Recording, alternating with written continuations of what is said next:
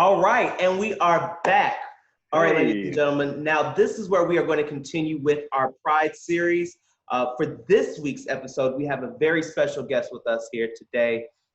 His name is Brandon Maurice Wright. He is the program coordinator for Chicago Black Gay Men's Caucus here in Chicago. And Brandon, what's up? Welcome to the podcast. Oh man, thank you so much for having me, y'all. Thanks for being here. Oh my, thanks for having me. You know, I think that I know this is y'all show and everything like that, and I ain't trying to take over. But it's always such a great thing to work with friends. Sure. I mean, Chinton, Marcus, we have, been in different circles and have been out, had some fun. Certainly. Also spilled some, serious tea at times, and just all this coming back full circle is everything. So I'm happy to be here. Well, we're so glad to have you on for this episode in particular.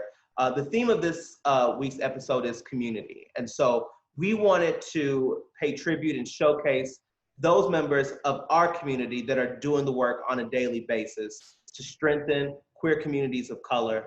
And that's exactly what you do at the Caucus. And so I couldn't think of a better person to have on for this episode, for this interview. Me neither. And just to take some time for us to kind of get together, catch up, chat, and as well as also showcase to everyone else the amazing work that you're doing here in our community. We thoroughly, me, Brandon, I appreciate it, and the Caucus definitely appreciates it. We've been trying to ensure community holistic health and different things for 15 years now. So 15 just being years. a part. Yeah, 15 Wow. years. That is something. Brent, remind us of how you got started in the work with the Caucus. Of course. Actually, what's so funny? Going back to my college days, I was going to school for communications, radio broadcasting, and I stumbled upon a internship called the SIP, which was a four Black gay male. I remember the SIP. Yeah, I do too. I was going to say this sounds really familiar. Yeah. If y'all don't now think back for a second. There's a fifth member called Brandon the intern. There you go. That was me. Okay. So, and one of those panelists was our actual board chair, David Dodd. I think you guys have met as well. No, not very well. He kind of just was picking around in my brain, asking about certain things. He's like, what do you think about advocacy? And I was like, I was in a GSA in high school and all this other stuff. I'm totally for the cause, Black gay men, lift them up, all that stuff. He's like, so this year we're walking in Pride. Do you want to be a part? I was like, sure. Like, why not? He's like, okay, cool. Bring your camera too. So I'm like, I'm about to do work.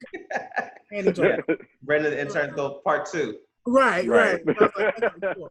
So I started, getting involved with the Caucus through that first Pride. And after that, I got the chance to meet our former executive director, Eric Glenn, who was amazing.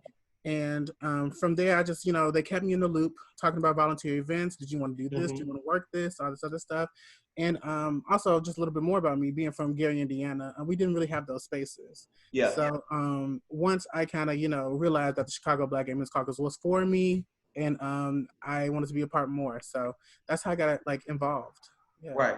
And I feel like you kind of touched on where I wanted to go to next is not having those spaces. And so you being in Gary, me growing up in Kentucky, Marcus, where do you want to say you grew up this time? Because Well, I don't understand why you be trying me like this on here. You like to... I can't deal with He's you. international. Yeah. He's a bi-coastal girl. I am a bi-coastal girl, so don't you ever forget that. Number 2, we could just say Bowling Green, Kentucky, sis. Okay, so we're going to say Kentucky this episode. Okay. Cute. All right. Thank you. So, but kind of coming from those spaces where where you don't grow up having that, you don't grow up seeing that, how do you frame the importance of organizations like Chicago Black Gay Men's Caucus in the community? Like, why do you think it's so important to have spaces like that? It's a couple of things, but I think one, just to piggyback off what we were talking about again, it's just not having that space. Mm-hmm. Once I did, finish the GSA, I was a senior. I'm tapping out of high school. There's a natural transition anyway. And I remember the coordinator for that at my high school was a cis white, heterosexual female. And she was just saying how, you should get into this. You should be a part of the community. You should do community work. There's a lot more that you can do past these walls. I said, sure, and I said, as a, Black queer men, what Black queer agencies like are out there in Chicago. And I'm like, Chicago is more than just, different things that I know, like to be Howard Brown or to be, Right. anything that is a larger institution. And she couldn't find me any. And like I said, even though that was, I'm about to give a little age, that was 7 years later. The caucus was around, but I guess just because, not knowing so many resources, I'm not going to blame her for that either, but just having that like significance, I could have just went straight into it after high school if I would have known. Mm-hmm. But Right. upon it myself is still a blessing in itself. But it's really important because, sometimes these places, these schools, also larger institutions and things, I don't want to say that they don't know what to do, but some folks are not really in tap with the community. And I know that small BBOs, community-based organizations, just like our sister organization, Affinity Community Services, Embrace Space Alliance, this is literally for us, by us. You know what I'm saying? Like, not only do I create these spaces, but I also reap these spaces. Like, these are places where I go to like be rejuvenated, to be within community. So I will also help create that space up, but also I will be taken from it just because this is a space that's needed for me as well. So I know that that's a huge reason why these small kind of community-based organizations are super, super, super helpful and need to be here. Also because I think that even as a larger institutions, they do tap us to kind of, speak to like our constituents and to our community members. Right. And these larger institutions, they do not have that pool. And technically, if you want to get a lot of different things done, especially at a larger scale, they're going to need us. So having that reach within the community, having that grassroots organization, having that hand on the ground is always necessary. And it comes from the small community-based organizations, not from the higher institutions. So, I mean, as much as they will try to get their own, they still have to tap us to get our own. So those are my two big standpoints. I probably could think of some more, but so far that's what came to mind. Yeah, no, I mean, I think all of that is valid. I mean, for me, it was so important. And I was introduced to the caucus through Brandon. I think you were the first person I was able to like get in touch with, and like first person that I was that like kind of took me on and let me know, okay, this is what's going on. We're having this event. You should come out and support and do all of that. And not only did it help provide me with a community and a lens of people that look like me and kind of had my similar experience, but also help facilitate my own identity development. Yeah. As a Black gay man coming into adulthood and what that looked like. And what does it mean to not only just be out, but what does it mean to be proud and to do the work year around? Not just in the month of June, and not just to come to Pride, but like, what does that look like on a 12-month scale, a 365-day scale? And I think that that's what the caucus has been able to show me, not only me, but also many others. And I think that work that you guys are doing is, leaps and bounds above of what, I could get from, not to say, anything bad about any other organizations, but it's leaps and bounds of what my experience would be going to similar organizations that are not specifically focused on Black males. So, see, I would definitely agree with that, because I think one of the biggest moments that I remember is when we walked in Pride a couple of years ago, and it was so much fun. Like I was a little hesitant about walking because I hate walking in parades, just period, like any parade. I've done it before. You got to really prepare yourself for the day, but like I met so many nice people, and it was just great to be a part of like a like-minded community of people who looked like me, and people I met the day that I went there. We just had a blast walking and shared stories and doing all of that. And so I feel like the caucus does a really good job of bringing people, like-minded people together, and people who look like us, and share some of the same concerns and some of the same goals and stuff like that. So I really appreciate that too, Brandon. Yeah. Oh man, thank y'all so much. I mean, that was my first year as a staff member doing Pride, and I was so happy that y'all two came. I'm telling you, I was excited. Y'all also came to the kickoff too. That for me, the kickoff was even more so necessary. I took more away from the kickoff. Like, I think the Pride thing was great and that was fun and all of that stuff, but then the pre-programming that happened to that kickoff, where we came in, there was food, we got shirts, And then we sat down and had a dialogue about what it was we were about to go do the next day. Why? And hearing, I think his name is Reginald, talk about like the very first prides that happened in Chicago. And he was I remember that. about, you know, kind of hearing what that history looks like.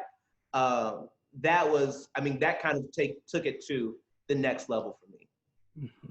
I know that's one thing. I was so pleased that whole year within Pride kickoff and also Pride itself. But the Pride kickoff, like you said, just having that moment to really say like, why are we doing this? Yeah. Why are we here in this point? And to have elders, like you said, Reginald, that's one of our board members, he had a chance to share. And also just doing the video where everybody was talking about why they walk and why they're here in this moment and why we're here as an organization was amazing and just great to really feel and to bask in within each other. And I think that's another reason why CBOs are so super important. It's just like, even though our resources and all of our programming is tailored, like, it's just the fact, again, that it's for us, by us. You know what I'm saying? Like, the people who are trying to advocate and to be behind the scenes and also to be here just to bring everyone together is literally of the community, by the community. And we want to all have the same goals and same results at the end of the day. So I think that, you know, just having those tailored services and stuff like that, CBOs definitely bring that on within their organizations and stuff. So Brandon, I have a question for you. So you're talking about activities and events and community. We're on this subject right now. With everything going on right now, and of course, Pride, I take the physical Pride being canceled this year for no parades and anything. What are some things that you all are working on? As far as the caucus goes, I know right now, we actually started it when COVID-19 kind of struck.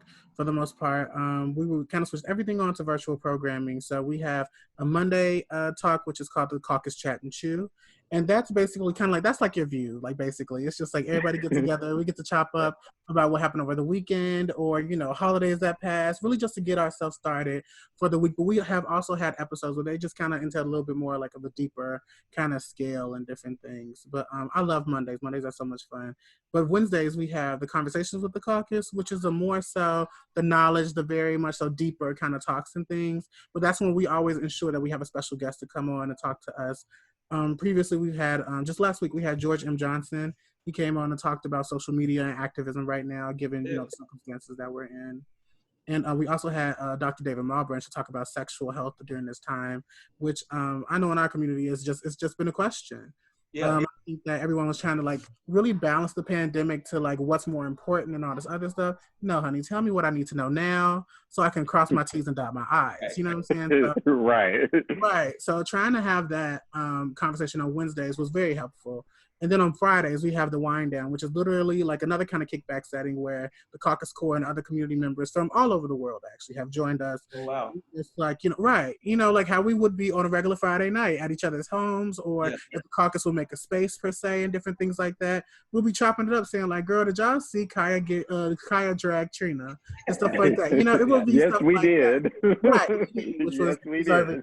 So, you know, things like that. We've been kind of switching on programming as far as that has gone since now. But Pride, I don't think that the Caucus is necessarily working on Pride festivities right now. We will be a part and we will be doing sponsorships, but we're focusing on Black Pride, which is the week after. Yeah. So that's the, I think, 4th of July weekend and different things like that because of dates and stuff. But I know for the last year or so, well, the last years that I've been staff, I should say, the Caucus has really had a hand in Black Pride with Love Fest, which is our daily, our yearly day party, edutainment. We call it edutainment event because we have resources, we have performers, and we have just a huge sense of community there. I mean, like 500 like Black gay men or allies there receiving resources and just loving on one another. So we're going to be doing that virtually coming up in Black Pride. So yeah, I'm you trying to hold back a little bit. I'm like, yeah. No, I'm excited to see that. Now, Brandon, I know that being in Chicago and having, you know, a lot of resources or having a lot of people being able to bring in, you know, a lot of people into what you're doing is not always an easy feat. In terms of CBOs, particularly the Caucus, what do you feel like are those the biggest obstacles or the things that you have to always kind of face when trying to bring that visibility and trying to help build that community and strengthen it? I think I really just go back to me being a kid and Gary, just really just trying to make sure that people know that we are here. Yeah. Whether that is, routine social post or, me telling everyone else to tell a friend, anything like that. Just maintaining the presence of that we're open and that we're here even during the pandemic. Like, we may not be as physically like together, but there are things that you can be a part of and things that you can do. I think that's one of the major ways you can kind of keep that like involvement and different things like that going. I think that the obstacle of just really not having our space. I mean, I think people really enjoy, and which makes me happy because most of the time I plan it up, but enjoy the caucus. Like, Yeah. where either we'll get this fly Airbnb or we will get something that, that we try to make it worth your while. Like, what I'm saying, whether that's a little fiddle, a little food, a little drink here and there, and conversation and people. I think that that's one of the biggest things that the caucus really has, I think, over a lot of different organizations, is that the people of the caucus have been invested for a long time. You have people who are there from the beginning. You have people there. I mean, David Dodd, our board chair, has been there for 10 years. Laura Branch, who was one of our board members, she's been there for 15, the whole 15. She was one of the creators. And then we also have volunteers that have been there for 10 years plus. And, it's like everyone is here for the community cohesion and stuff like that. So I just think the fact that we don't have that presence as far as like, being able to be in front of each other, loving one another, knowing that's how we get down all the time, has been a little difficult. But I think also just providing that cyberspace where it's like you can get an inkling of it, even though we're not in the same four walls, we are still having this dialogue and we're talking. It somehow kind of works. So another question I have for you then is, obviously dealing with everything that's going on now, has that changed any? Have you gotten any, has anyone reached out to you, and asked to come help or asked to be involved in any future caucus activities because they want to start getting and making their voice heard due to everything happening right now? Certainly. From both ends of the spectrum. I know I've received emails and just DMs and different things like that. Like, hey, like I know, the caucus is probably not as active right now, but what are you guys doing? What are you up to? And I'll mention that virtual programming, but when they say like, I want to be a part, I'm like, for right now, only because of what's going on. It has been very staff oriented. Just everything that we've been putting out has been necessarily for folks. But I'm like, if you want that sense of community, the wind down would be your best bet to be inside and to be really a part or anything like that. I know for our volunteers right now, it's just like, there's really not that much that we can like necessarily put together. I know that earlier when we were doing things for the pandemic, I know Brainspace was doing food drives and different things like that. And we just said, if you go there, please help out our brother and sister organizations and people who are doing like, food drives or collecting things for COVID relief and things. Please be a part of theirs, and if you wanted to, let them know that you're from Chicago Black Gay Men's Caucus. But it's not like, anything like you need to do. But if you want to be on the, on the grounds, only because we don't, we're not offering anything right now, we do like liaison and say like, hey, Affinity needs this, Howard Brown needs this, Brainspace needs that. So it's just been different. It's been a little different lately, I would say. So it's definitely been different. I can agree with that. But I could also understand so much going on, the need for that community, right? Of like people being able to just kind of come together, and whether it is we're going to talk about super heavy stuff, or if we want to just kind of, keep it light and just kind of be an escape from right now everything that's going on. It's something that is definitely needed within the community. I mean, right now we have so much going on, and kind of where it's being a Black man or being queer. We're kind of getting it from both sides right now, right? Like when you think about the intersectionality of being a Black man and being a queer man, you're seeing it play out in so many different ways. You had the death of, the murder of George Floyd, who was, a Black male, although he was straight Black man, and that's something that we can identify with. But then also you see your Tony McDade's, who, is a trans man that died at the hands of police. Those things, I feel like, and I was talking to Marcus the other, I was like, I feel like being Black and queer right now is kind of just like walking around with just a permanent rain cloud on top of your head. And it's really hard to kind of ease up and let up from everything that you're seeing on social media, on TV, and all of those things. And so what do you think, for those two murders in particular, George Floyd, and when we think about Tony McDade, what do you think that says about our relationships that we're building with police? What do you think it says about the work that we still need to do in our community? Speaking as Brandon, I personally do think we need to abolish police force. And when I say that, I don't mean like people or anything like that. I think that we need to go into the bylaws, different things, whatever the police structure is, question that, like, to, and 1,000% look it over by everyone. Like, I think that there just needs to be a restructuring. And I wouldn't know if that necessarily would be the police at that point, after we like take everything and reconstruct it and really make what they say the police is supposed to be what it initially needs to be. There's ways that I believe that the police have been able to kind of hide behind the law. Yeah. On several accounts. And I think that when we go through those, like, I guess like bylaws or trainings and different things like that, I do think if we flush it out and take out everything that is systematically oppressing people, Black folks, minorities, all that different type of stuff, it wouldn't even be the police anymore. I think it would be a whole different structure. I definitely agree that it has to start in government. Like, I feel like that's kind of like the baseline of where the real change will start to happen. Mm-hmm. We can kind of have as many statements from police, we can have as many police chiefs and people come up and say, well, this is what we're going to do and this is what we're going to do. But there needs to be there needs to be laws, there needs to be government leadership that really will change how police are going to be handled and how they'll be held accountable for how they interact with people of color, specifically Black people and LGBT and, Indigenous. I mean, around the board, there needs to be some governmental change. I feel like legislation is really where it's going to start to kind of move. And so we can stop having this happen ever so often. Right now we're definitely going through a storm, but all three of us right now here in this room can say that we haven't been here before. This is not a brand new situation. And so in order for that to change, I feel like the work that we need to do with police it's really going to start more so in the government. I don't know if it's something that we can really lead through building understanding and talking and getting to know each other and hear each other's sides. I feel like it has to go above that.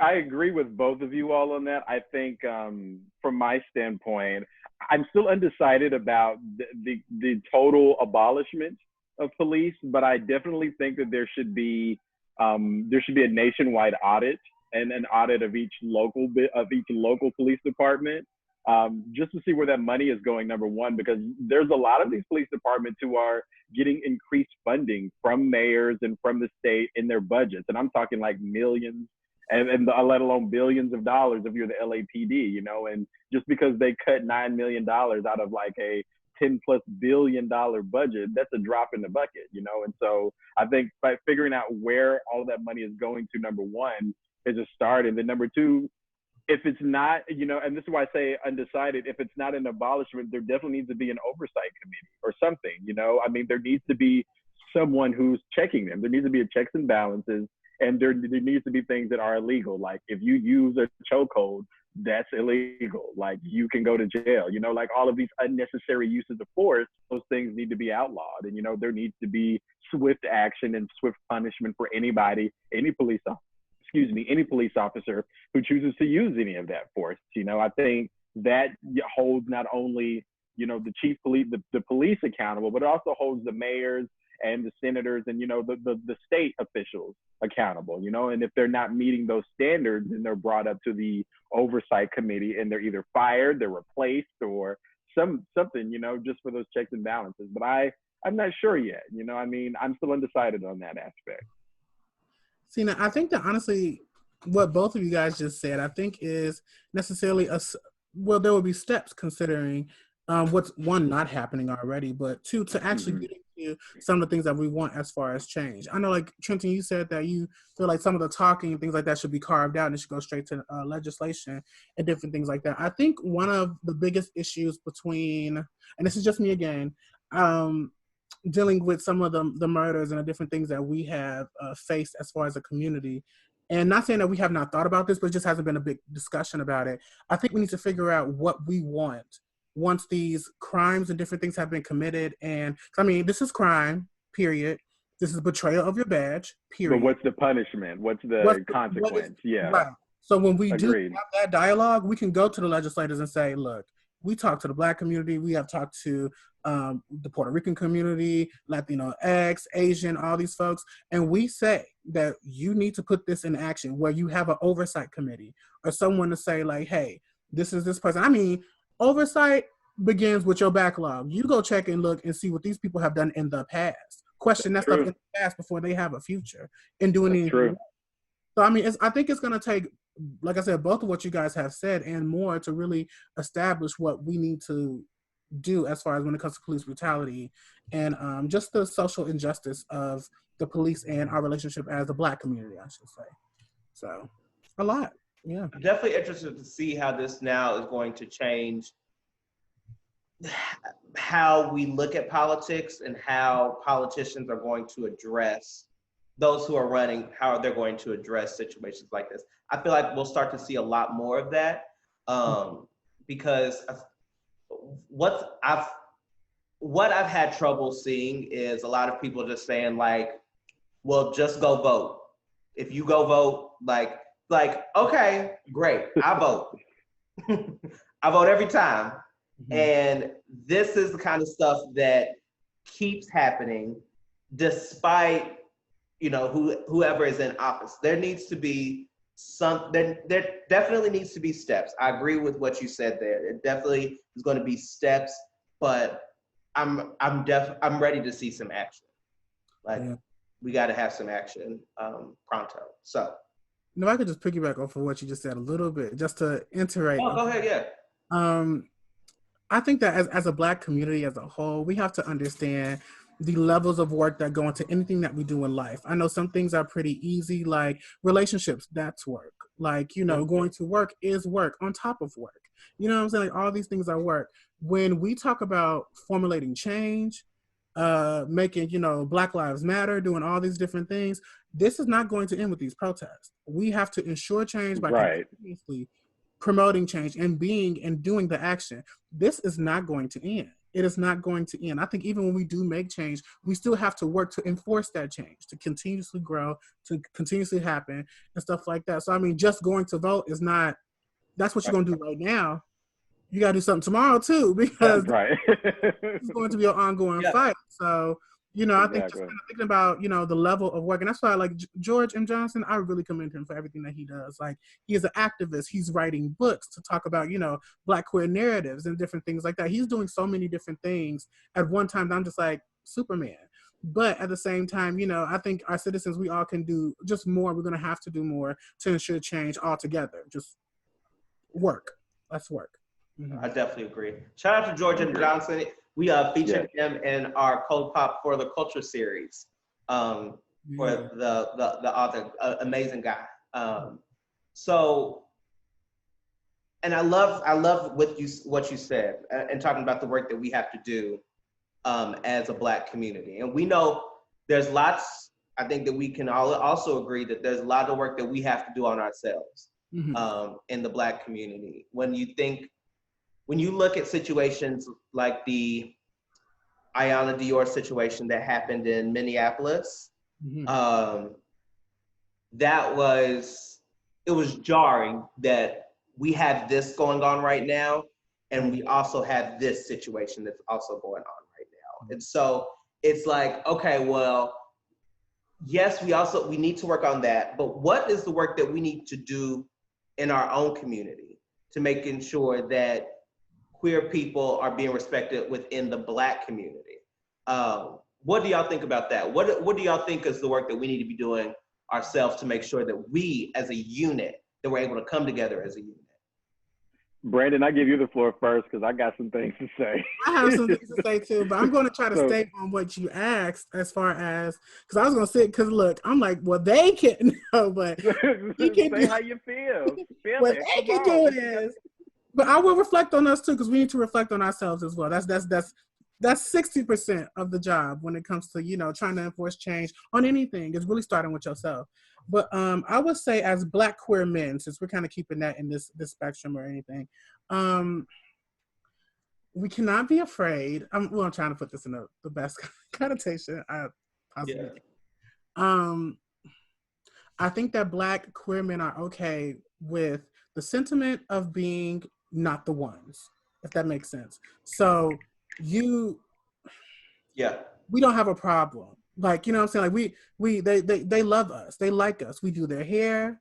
They pay us. Like we're their glorified accessory, whatever. Like, and then on top of this, there's some folks who say, I don't have that issue at all. You know what I'm saying? Nobody has ever bullied me, or nobody, you know, the oppression has never happened to me, and different things like that. But one, if you was a friend of mine, you already know different tea about me. So if it happened to me, you know, you should be just as, I think, well as I will fight for you, you should fight for me as well. Yeah.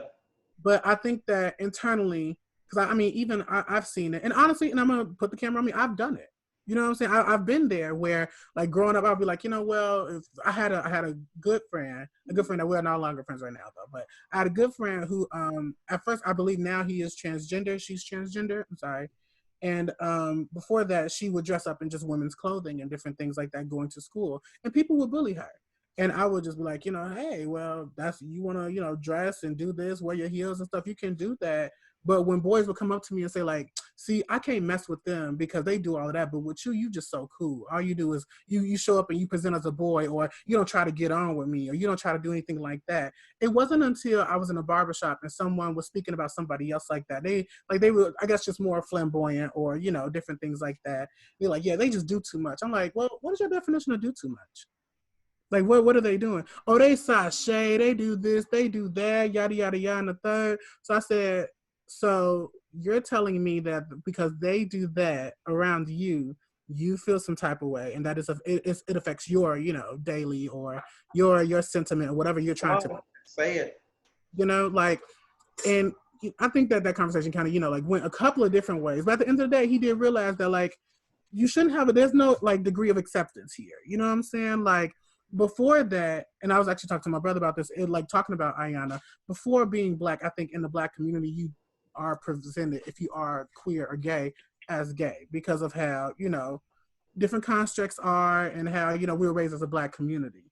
But initially to your question, some of the things that we need to do is we cannot pass by or have these, you know, this silo of we're okay because, you know, we're cisgender, or, you know, all this other stuff, and that's their problem because they want to live, you know, or do whatever they want to do. No.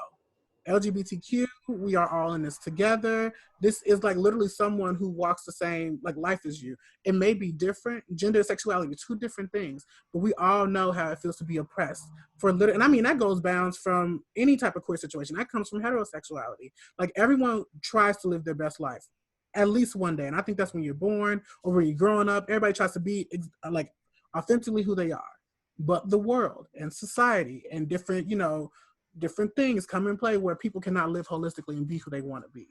And that's different things that we need to just start to, you know, punch down on. But Black queer community, we got to stand with them and, you know, understand that this fight is our fight as well. So that's kind of long-winded. No, I agree with everything you said. You hit the nail on the head. I mean, the only thing I would add to that is, you know, you can't, I don't ever want to speak in like you can't or you, but it's not smart to say that, you know, Black Lives Matter and then marginalize a group within your own community. Like, it's not how this works. You know, all Black Lives Matter. So that means if you're gay, straight, bi, trans, queer, or non-binary, any of those factors, you're still Black and your life still matters, you know? And so, I mean, they should be fought for. We should be fought for just as much as the cishet or the straight Black people, you know? And so, I mean, to me, what I see on social media sometimes is I see people trying to argue that fact. And it's like, what are you talking about? Like, do you hear yourself? Like, it doesn't make sense. You know, I mean, I'm still a Black person. I'm a part of an LGBT community, but, you know, my identity is made up of several different facets, you know, and, you know, I'm a part of all of this, you know, and so I definitely support that. And I agree from the aspect that, you know, Brandon, what you were saying about how, you know, 60% is, you know, looking within too, but I also want to make sure that we stay on task a little bit here, because, you know, Black people, sometimes we can split off in a lot of different facets and not stay focused on, you know, the general message. And the general message is that all Black lives matter, you know, regardless if you're a gay or straight or anywhere on the spectrum. You know, your life matters, and what we're protesting and what we're fighting against is brutality in any facet, you know, from people who are supposed to be serving us or people who are supposed to be protecting us, because they're clearly not doing that, you know. And so I think it's very important to make sure that everybody is included in that, especially right now, you know, with the tinderbox that is America, and so many issues and things coming to light that certain people are just finding out about, but we've been dealing with for like our entire lives. It's like, it's great that you're just finding out about this, but we've literally been dealing with this. I'm not gonna give away my age either, but for a very long time. Right. Like, so I absolutely agree. No, I mean, I think you guys covered a lot of it. I think it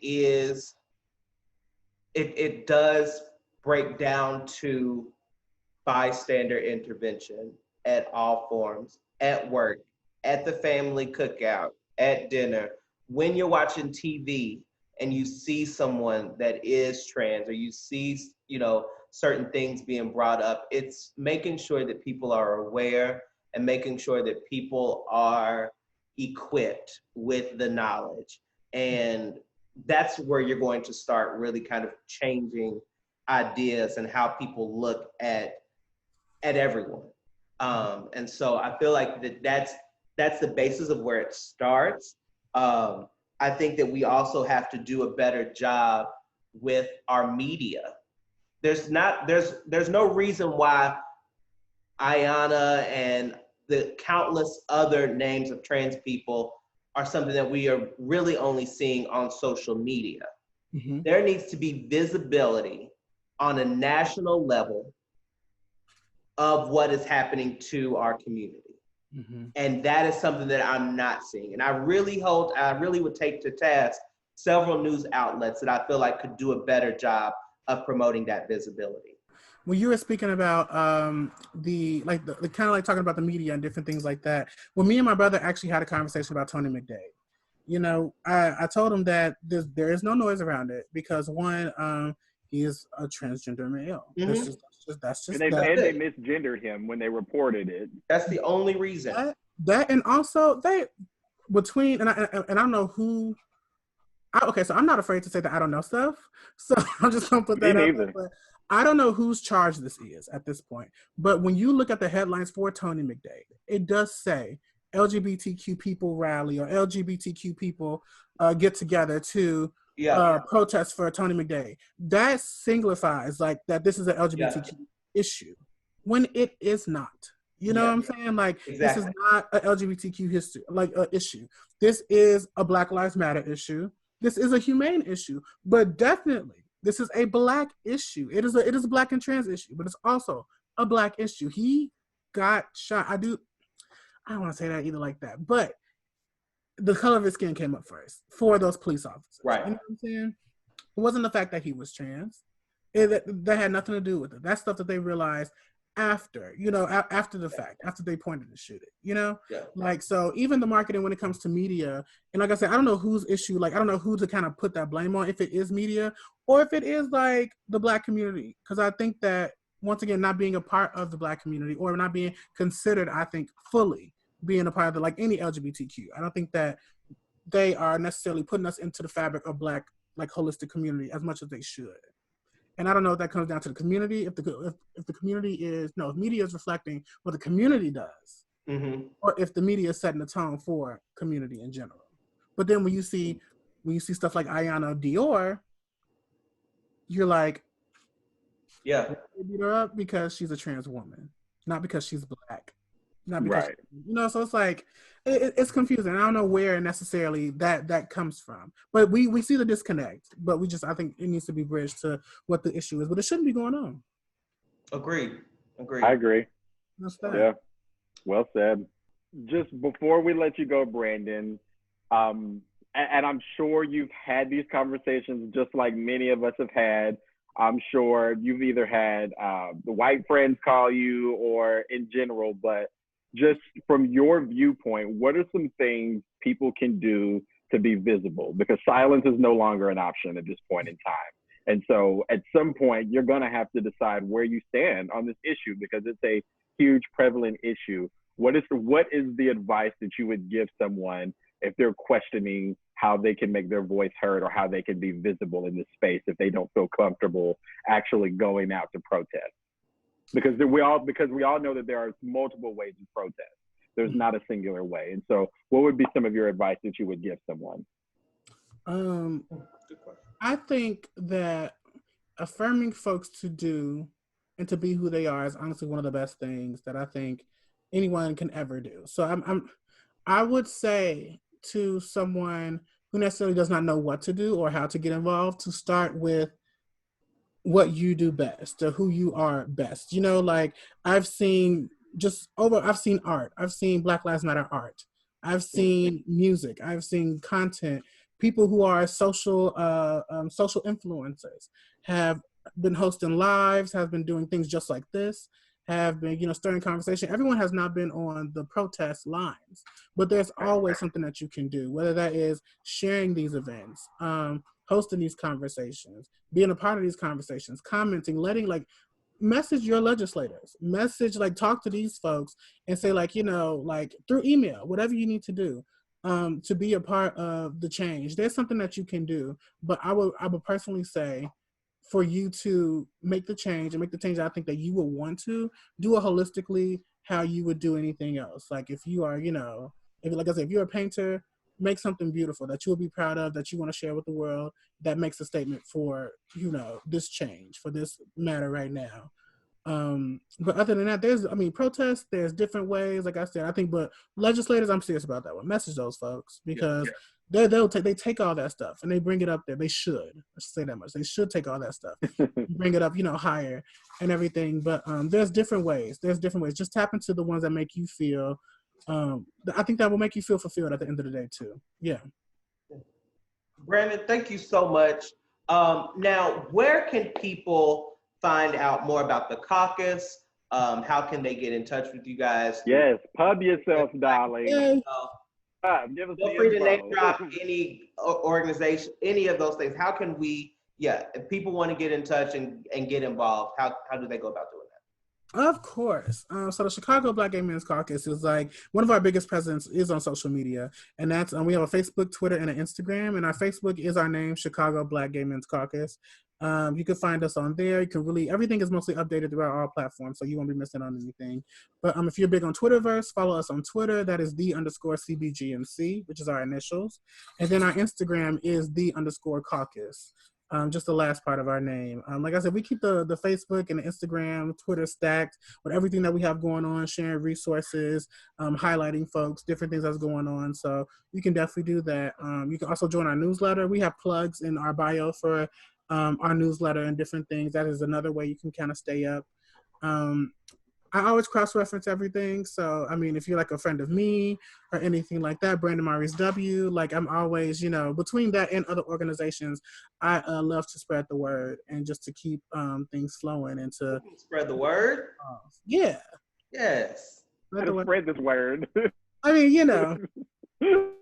the word, let the folks know. It's, I think that the reach, I think the reach is super important, and liaisoning and sharing and all that great stuff is a way to do so. Yeah. Oh, yeah. Brandon, once again, thank you so much for being ColdPOP, and hopefully this will not be the last time. I hope not. We would love to have you back again. But you know where to reach him. Also if you're trying to get in touch with us at coldpopshow on Instagram, and then ColdPOP Podcast on Facebook. So. Yes. And so I guess what we'll do is we'll take another quick break, and then we'll be back with our next segment entitled Fizz or Flat. So we'll be right back, guys. Stay tuned.